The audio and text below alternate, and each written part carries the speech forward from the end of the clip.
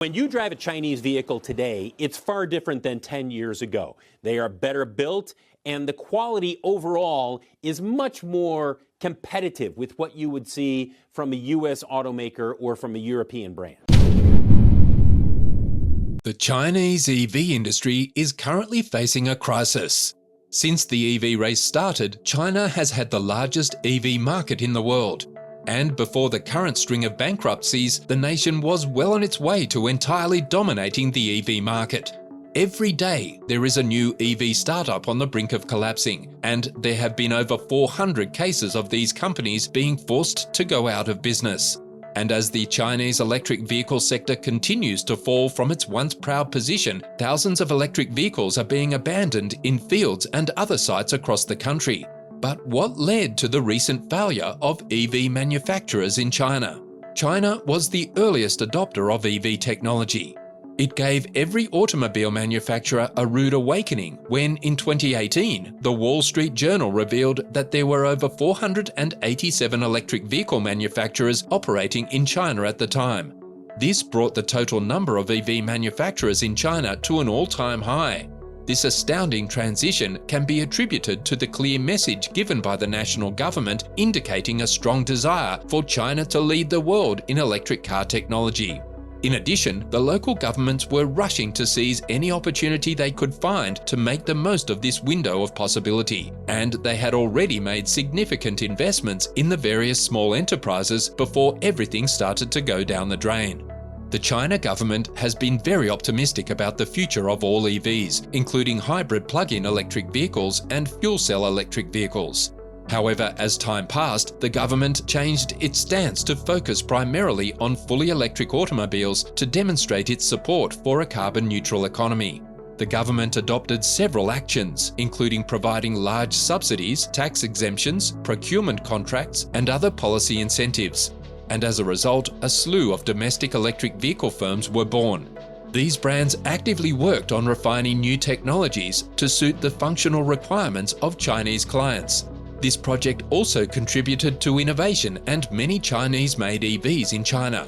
Government backing of EV-related technologies started as early as 2001. Since then, the Chinese government has been actively seeking chances to make financial investments in this new technology with the aim of monopolizing this field. EV technology was swiftly identified as a key priority for China and was soon incorporated into the 5-year plan, which acts as the highest level economic framework for the country and was first published in 2007. China's automobile industry was in a susceptible position before its eventual entry into the EV market. It was an industrial powerhouse specializing in producing new technologies, but lagged when it came to conventional automobiles with internal combustion engines. No new brands could compete with the international companies that have historically controlled this industry. China knew it would never be able to catch up to the established automakers in the United States, Germany, or Japan. Additionally, China could not compete in hybrid technology because other countries, such as Japan, were already in the lead. As a result, the Chinese government was compelled to abandon previously utilized technologies and begin investing in unexplored territory, particularly in battery-powered vehicles. This was the only option available to them. At this point, electric vehicles were nothing more than a niche experiment being done by businesses like General Motors or Toyota, both of which typically ceased production of electric vehicles after only a few years. The dangers were fairly significant. Even though there were 487 firms that got off to a terrific start, only a few of them are genuinely profitable at this point. Recent figures even suggest that only 40 companies are still operational currently. This means that about 447 companies have been unsuccessful and filed for bankruptcy. That's why we are seeing many videos of abandoned EVs. Have you heard anything from companies like NIO lately? They are awfully quiet. Only BYD, out of the 40 companies that are still operational, is making a profit from the sales. Although it has also started to get some hiccups along the way. Everyone is aware of how extraordinarily difficult it is to make a profit off of each and every sale. However, there are two exceptions to this rule: Tesla and BYD. These are the only two businesses that have been able to profit from every sale they have made. However, despite BYD's phenomenal sales growth, the company struggles with low profit margins. The difference in market value between this Chinese company and Tesla is substantial, and it ranges from $16 to $20 billion. The EV world has been a dangerous territory in the last few months. Even Toyota is afraid of fully dipping its toes in this. This year in particular, several up-and-coming automobile manufacturers operating in the second, third and fourth tiers have been confronted with substantial difficulties in maintaining their operations and negotiating the competitive market landscape. After successfully establishing production bases and getting vehicle manufacturing qualifications, they are faced with the fast-growing technology.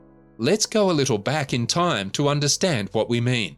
Back in 2008, Nissan tried its hand at the EV world and started working on its own EV model, the Nissan Leaf. But even before it could finish, Tesla released the Tesla Roadster, which made the Nissan Leaf look like a joke. It's still happening even today. You produce an EV with the hopes of selling, then when you wake up tomorrow, your competitor produces a fast-charging EV. In addition, these difficulties are caused by several other factors. Because they lack sufficient financial resources, many of these companies cannot broaden their operations or develop new models. It is becoming painful to invest in R&D, and this is a barrier for them. A cash shortage can also limit a company's capacity to maintain high product quality standards and competitiveness in the market, both of which will decrease sales and increase financial losses. Cytec and a few other companies, including Li Auto, have had to deal with low sales due to issues relating to the quality of their products and the amount of competition in the industry. Because of these problems, their financial performance has taken a considerable hit, resulting in losses and jeopardizing their capacity to maintain themselves over the long term. Cytec secured approximately $500 million in funding in 2021. Nevertheless, this capital injection was insufficient, especially when considering how extremely competitive and capital-intensive the market for electric vehicles is right now. Although Skywell Auto planned to expand its market share by concentrating on the high-end portion of the market, however, the sales performance of its high-end electric vehicles did not match the anticipated levels. Another obstacle certain businesses operating in the Chinese electric vehicle market must triumph over is the restricted quantity of vehicle deliveries. For instance, Horizon Auto has experienced difficulties in successfully delivering its vehicles to clients. And as of this moment, only 900 units have been successfully delivered to customers. In the EV sector, the number of units delivered each month can easily exceed tens of thousands. So, such low delivery figures can undermine consumer trust in the company's capacity to successfully meet customer demand, leading to a diminished market, poor brand reputation, and problems attracting new customers. There are many variables that may contribute to the limited delivery capacity. Some of these factors include inadequate production capacities, bottlenecks in the manufacturing process, and inadequate distribution networks. However, established automakers in China, such as GWM, Geely Auto, and the GAC Group, have witnessed a large increase in the number of vehicles they have sold. This newest turn of events not only represents the changing tastes of consumers toward electric vehicles, but also adds additional pressure to the rising companies that are now operating in the Chinese EV market. Now, despite the challenges that some Chinese electric vehicle automakers face, it is projected that the general growth trajectory of the Chinese automotive sector will continue to be solid in the years to come. This upbeat prognosis can largely be attributed to several causes, the most important of which are the increased demand inside the country, the advancements made in technological domains, and the expanded market share globally. The massive domestic market in China, which includes a large population and an expanding per capita disposable income, is the primary force behind the rising demand for automobiles in the country. There is projected to be a sizable increase in consumer interest in clean energy vehicles as customers develop greater concern for the environment and look for ecologically friendly forms of transportation. China is predicted to have a considerable impact on the automotive sector, particularly in the development of technology for autonomous driving by 2025, when it is projected that its investment in research and development will account for 2.8% of its GDP.